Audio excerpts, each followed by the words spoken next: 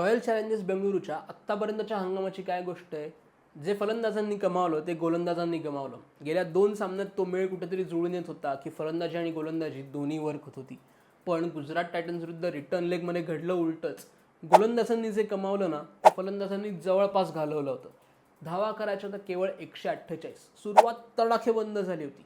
Power प्लेमध्ये 92 रनवरती एकही wicket नव्हती आणि फाफ दु प्लेसी आऊट झाला आणि त्यानंतर बेंगळुरूची गाडी रुळावरनं घसरली.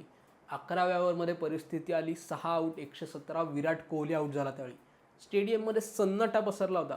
मॅच जाते की काय असं लोकांना वाटलं, पण दिनेश कार्तिक आणि स्वप्नील सिंगनी त्यांना सामना काढून दिला. या विजयाने काय झाले तर बंगळुरू टेबलमध्ये जे शेवटचे होते ना ते आता अचानक 7व्या क्रमांकावर आहेत आणि बाकीचे तिन्ही सामने त्यांनी मोठ्या फरकाने जिंकले. बाकीचे रिझल्टही त्यांच्या बाजूने गेले ना तर कदाचित ते प्लेऑफला जातील.